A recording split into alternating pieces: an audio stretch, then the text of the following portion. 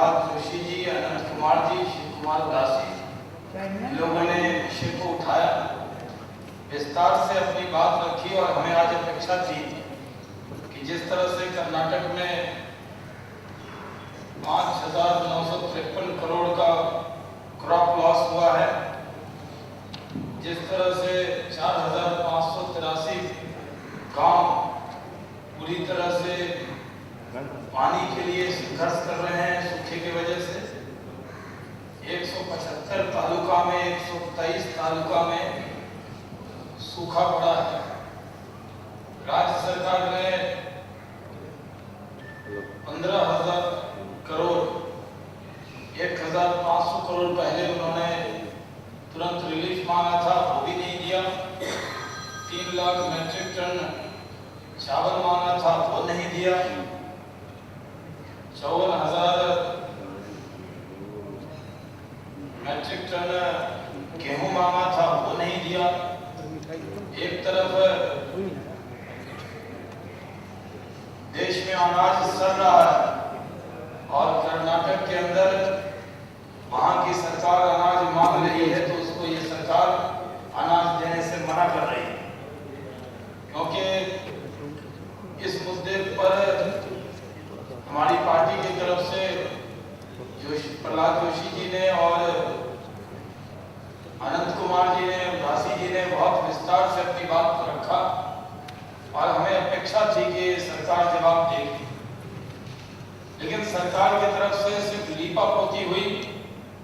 अनंत कुमार जी ने अपने भाषण में कहा कि शरद पवार जी का से जब उन्होंने बात की थी तो उन्होंने पूरी तरह से सहयोग किया और माननीय सोनिया गांधी जी कर्नाटक गई थी, लेकिन वहां सियासत तो हुई, लेकिन कर्नाटक के लोगों के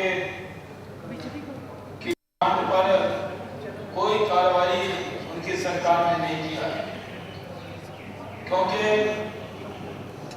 कर्नाटक में कांग्रेस के लिए भी राजनीतिक सूखा है, पॉलिटिकल ड्रॉट है कांग्रेस के लिए, क्योंकि कांग्रेस को कोई भविष्य कर्नाटक में नहीं दिखता। तो भारतीय जनता पार्टी की सरकार से तो नाराजगी उनकी रहती है, लेकिन कर्नाटक की जनता के साथ भी कांग्रेस अन्याय कर रही है। इस मुद्दे पर विपक्ष की नेता सुषमा स्वराज जी ने भी उठकर ये मांग की कि सरकार कोई घोषणा करे कि वो कर्नाटक को क्या रिलीफ देना चाहती, लेकिन सरकार की तरफ से कोई बयान नहीं आया। इसको लेकर एनडीए ने पूरी तरह से लोकसभा से वॉकआउट किया और हम इस मुद्दे पर आगे भी लड़ाई जारी रखेंगे। राज्यों के साथ जिस तरह का भेदभाव, खासतौर पे एनडीए शासित राज्यों के साथ भेदभाव करना यूपीए सरकार की आदत सी बन गई है। हम लोगों की भी जब सरकार थी, बिहारी वाजपेयी जी की सरकार थी, तब कृष्णा साहब उस वक्त मुख्यमंत्री थे कर्नाटक के और सूखा पड़ा था, तो भारत सरकार ने अपने गोदाम खोल दिए थे और हमने कर्नाटक की जनता को कोई दिक्कत नहीं आने दी थी। इसलिए भारतीय जनता पार्टी के बारे में कर्नाटक के लोगों के मन में बहुत इज्जत श्रद्धा रहती है, लेकिन जो व्यवहार कांग्रेस कर्नाटक की जनता से कर रही है, इसका जवाब कर्नाटक की जनता हमको जरूर देगी।